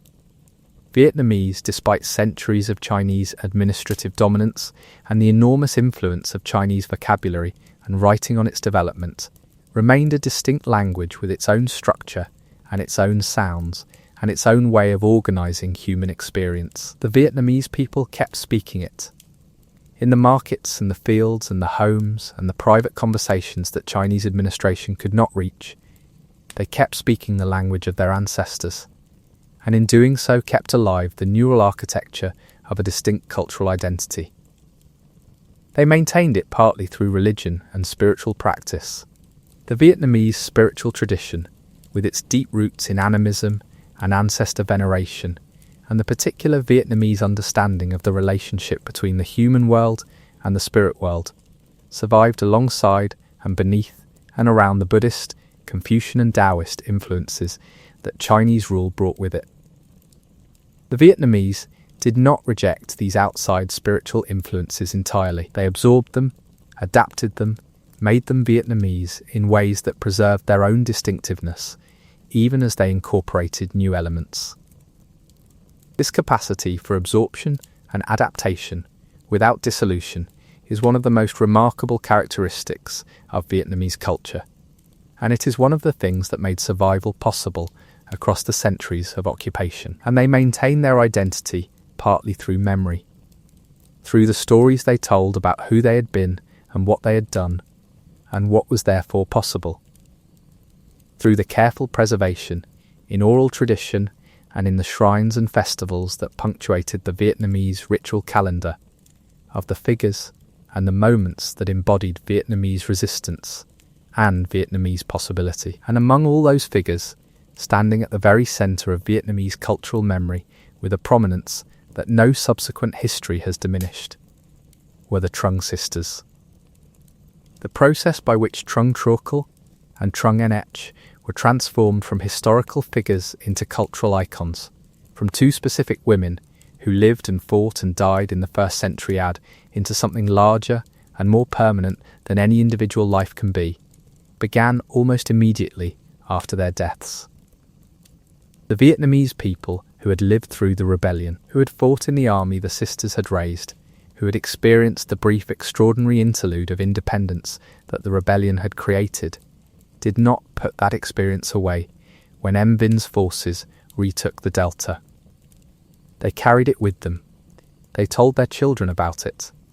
Their children told their children. And with each telling, the story grew in the way that all important stories grow when they are carried in human memory across generations, accumulating detail and meaning and spiritual weight until the people in the story are no longer quite ordinary historical figures, but something closer to the embodiment of the values and the aspirations of the culture that keeps telling their story. The first formal expressions of this process of sacred commemoration appear in the shrines that Vietnamese communities began building to honour the sisters in the generations after their deaths. These were not grand official monuments.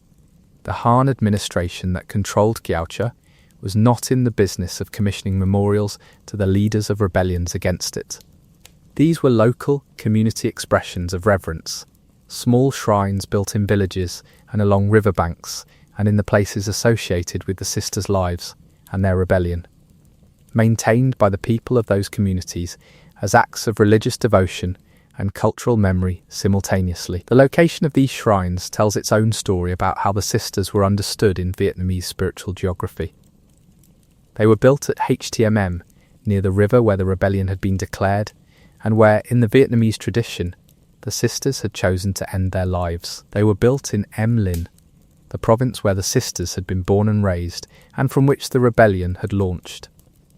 They were built along the routes of the military campaign, in the places where the army of Vietnamese women had passed and fought and won, marking the landscape with the memory of what had happened there. Over time, as the number of shrines grew, and as the veneration of the sisters deepened into something explicitly religious, they became the subjects of formal temple worship, with priests and rituals and festival cycles dedicated to honouring their memory and seeking their protection.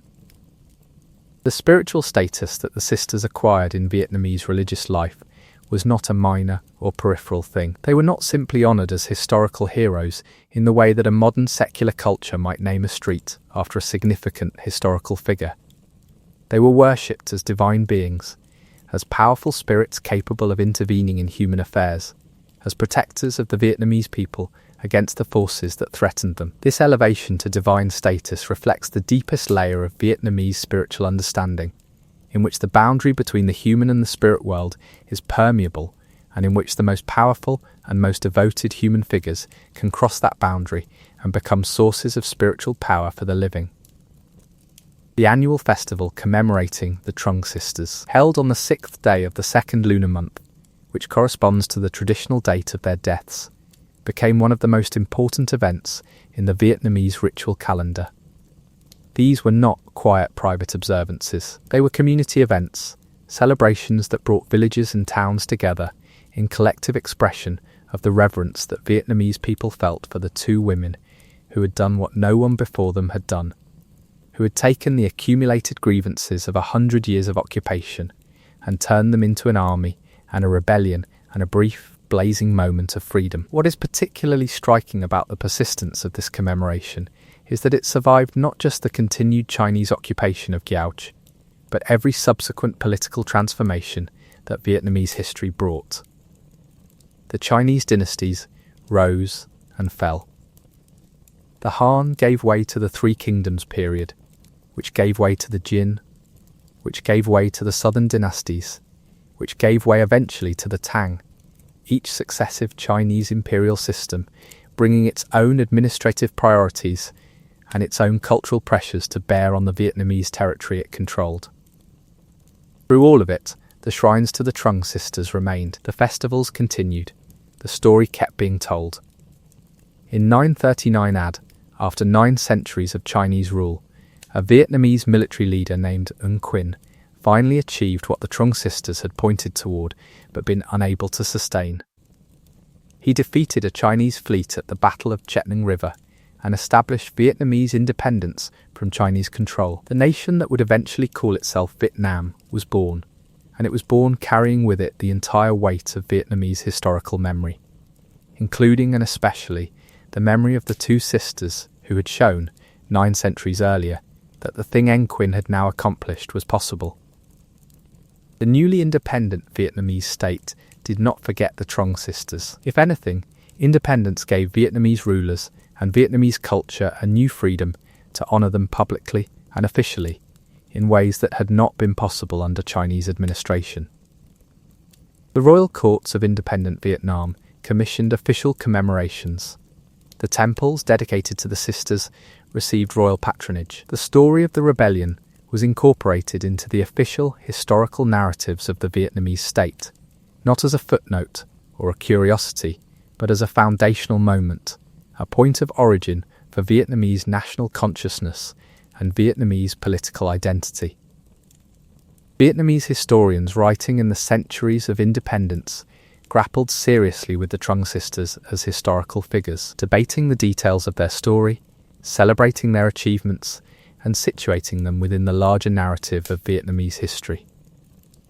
The scholar Elvin Hu writing in the 13th century, offered what became one of the most celebrated assessments of the sisters in Vietnamese historical literature. His words, as they have been transmitted, convey something of the pride and the wonder that Vietnamese people have consistently felt when contemplating what the sisters accomplished.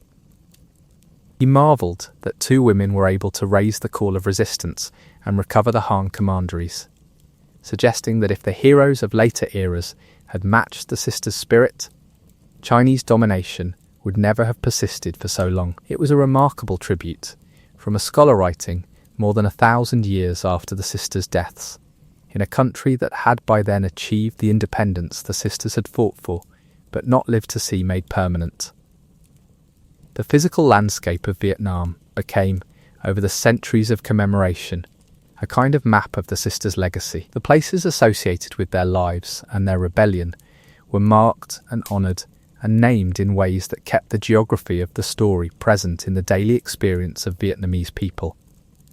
Ho Chi Minh, the river site associated with both the declaration of the rebellion and the sisters' deaths, became a place of pilgrimage. Em Linh retained its association with the sisters' origins. Streets in Vietnamese cities were named after them. Statues were commissioned. Images of the sisters on their war elephants, a detail that later artistic tradition added to the story, became one of the iconic visual representations of Vietnamese historical identity. The war elephant tradition deserves a moment of attention because it reveals something interesting about how the story of the sisters grew and elaborated itself across the centuries of retelling. The earliest historical sources do not specifically mention the sisters riding war elephants, but Vietnamese military tradition did make use of war elephants, and as the story of the sisters was elaborated by legend and by later artistic representation, the image of two women on elephant back became the standard visual shorthand for who they were and what they had done.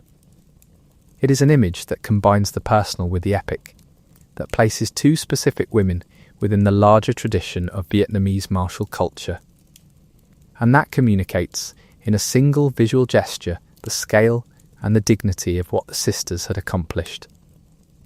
The Confucian tradition, that had been one of the ideological tools of the Chinese occupation, presented an interesting challenge for the way Vietnamese culture commemorated the sisters. Confucianism, with its emphasis on female subordination and its deep suspicion of women in positions of public power, was in obvious tension with the celebration of two women who had done the most public and the most powerful thing imaginable, leading a military rebellion and establishing a government. Vietnamese Confucian scholars navigated this tension in various ways, sometimes emphasizing the personal motivation of Trung Sisters' grief for her husband as a way of fitting her rebellion into a Confucian framework of wifely devotion. Sometimes simply acknowledging that the sisters represented something that existed outside and beyond the categories that Confucian orthodoxy provided. But the Vietnamese people, who had a relationship with Confucianism that was always more complicated and more negotiated than the relationship that Chinese imperial culture had with it, never allowed the Confucian framework to fully contain the sisters' story. The older Vietnamese understanding of women as capable of leadership and autonomous action, the tradition that Man Thin had embodied in her household in Em Linh, and that the Trung sisters had embodied on the battlefield and in the council chamber, proved more durable than any orthodoxy imported from outside. The sisters were celebrated not despite being women, but because of everything their womanhood represented in the specific context of Vietnamese culture and Vietnamese history. They were the proof that the Vietnamese tradition of female strength and female leadership was real, was powerful, and was not going to be erased by any amount of foreign cultural pressure. The French colonial period, which began in earnest in the second half of the 19th century and imposed on Vietnam yet another layer of foreign administration, brought yet another context in which the memory of the Trung sisters proved its remarkable durability. The French were not Chinese. They came from the other side of the world, with a completely different cultural tradition and a completely different set of justifications for their presence in Vietnam. But they were occupiers, and the Vietnamese people's response to their occupation was shaped, as it had always been shaped, by the long memory of what occupation meant and what resistance to it looked like. The Trung Sisters featured prominently in Vietnamese nationalist thought and rhetoric during the colonial period. Vietnamese intellectuals and political leaders who were developing the arguments for Vietnamese independence and the frameworks for Vietnamese national identity turned to the sisters as they had always been turned to, as evidence that Vietnamese resistance to foreign domination was not a modern invention, but an ancient and continuous tradition, as proof that the Vietnamese people had always understood themselves as a distinct nation with the right to govern themselves, as inspiration for a generation that was, in its own way, being asked to do something that seemed impossibly difficult. The specific invocation of the sisters by Vietnamese women during the colonial period carries its own particular power. Vietnamese women who participated in resistance activities, who organised and agitated and in some cases fought against French colonial rule, explicitly identified themselves with the tradition of the Trung Sisters. They understood their own actions not as departures from tradition, but as continuations of it, as the latest expression of something that Vietnamese women had been doing for 2,000 years. The sisters were not a distant historical curiosity to these women. They were living precedents, proof that what these women were doing had been done before, and that it was, therefore, possible. When Vietnam was divided in 1954, following the defeat of the French and the Geneva Accords that temporarily split the country at the 17th parallel, both the Communist government of North Vietnam and the American-backed government of South Vietnam claimed the Trung Sisters as national symbols. This is a remarkable fact that deserves to sit with you for a moment. Two governments with diametrically opposed political ideologies, engaged in a conflict that would eventually cost millions of lives, both looked at the same two women from the first century ad and said, "Yes, those are our sisters too. They belong to us. Their story is our story." Ho Chi Minh's government in the north celebrated the sisters as early anti-imperialist heroes, as prototypes of the Vietnamese people's resistance to foreign domination, as embodiments of the revolutionary spirit that the communist movement claimed to represent. The anti-colonial, anti-imperial dimension of the sisters' story mapped onto the ideological framework of the North Vietnamese government with an almost uncanny precision. Here were two women who had risen against a foreign empire that was extracting wealth from their people and suppressing their culture. The parallels with the situation the North Vietnamese government was describing in its own time required very little elaboration. The government of South Vietnam, meanwhile, also claimed the sisters as national symbols, invoking their memory as part of a Vietnamese national identity that transcended the specific political conflict of the Cold War era. Madame Nhu, the sister-in-law of South Vietnamese President Nguyen Dinh, and one of the most powerful and controversial political figures of the South Vietnamese government, explicitly invoked the Trung Sisters in her own self-presentation as a Vietnamese woman in a position of power and authority.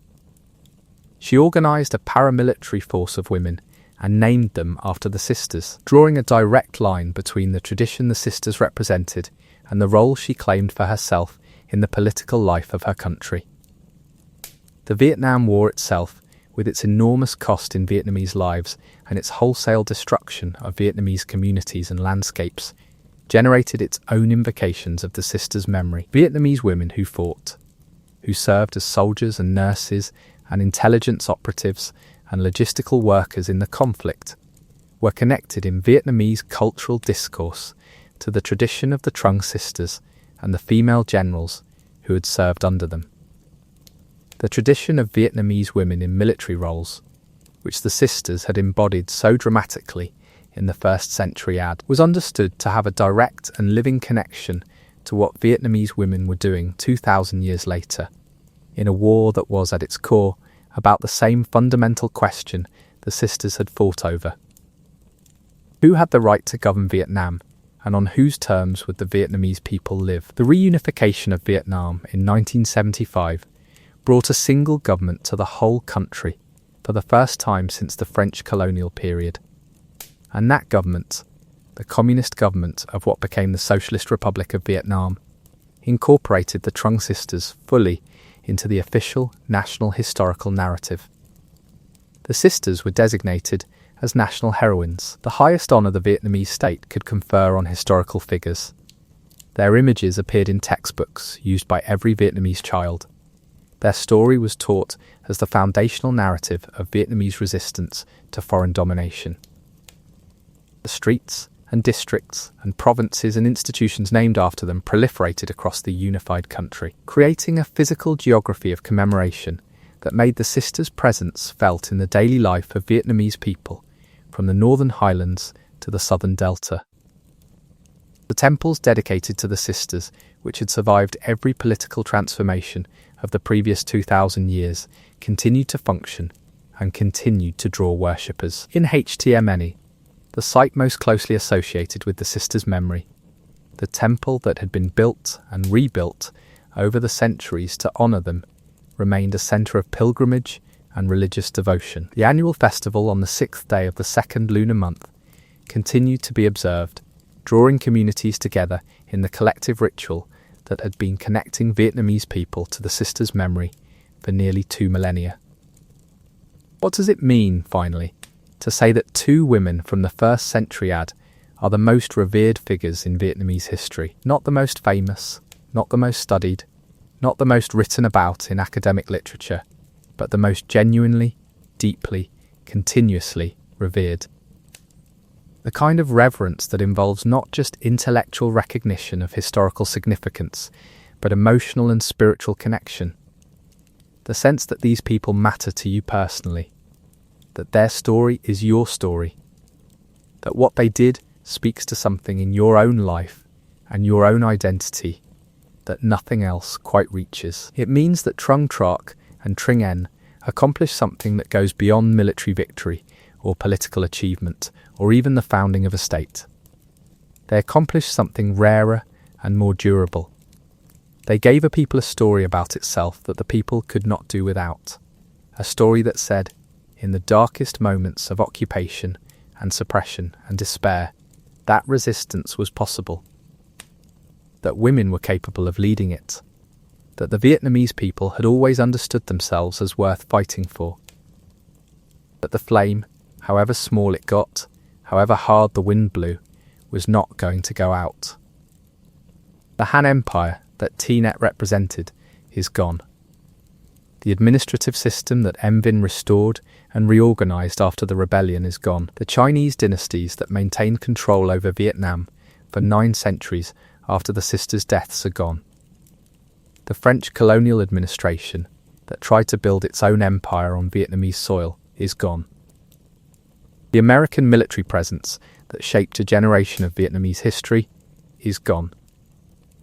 And the Trung Sisters are still here in the temples and the festivals and the street names and the school lessons and the prayers and the stories told by Vietnamese parents to Vietnamese children in the particular darkness of bedtime, when the world gets quiet and the stories that matter most tend to find their way to the surface. They are here because a people decided they were too important to lose. Because the story of 2 women who looked at an empire and said no is a story that every generation of Vietnamese people has found it could not live without. Because memory, kept carefully in cupped hands against the wind, does not go out. Because the 8 River still runs through the landscape of northern Vietnam, and the water in it has been running since before the sisters walked into it, and will be running long after every empire and every administration and every political system that has tried to govern the land it flows through has been forgotten. They were daughters of a else lord from a province in the Red River Delta, born into an occupied land in the 1st century of the Common Era. They were raised by a mother who understood what the world was going to require of them and prepared them for it with everything she had. They were educated and trained and shaped by a tradition that refused to accept that women were lesser, that Vietnamese people were lesser, that the proper order of things was whatever the most powerful empire in Asia said it was. They lost a husband and a father and a century of freedom, and then they won it back, briefly and brilliantly, and at enormous cost. And then they lost it again, and then they walked into a river and became something larger than any living person can be. They became the story that Vietnam tells about itself when it needs to remember what it is made of. They became the answer to the question that every occupied people eventually has to ask themselves. Has anyone ever done this before? Has anyone who looked like us, who came from where we come from, who faced what we are facing, ever stood up and said enough and meant it enough to act on it? Yes, two sisters. 2,000 years ago, on the banks of the Hate River, in the spring, when the rebellion was young and the empire had not yet answered and anything seemed possible, they said enough. And the world, in its slow and painful way, eventually agreed with them.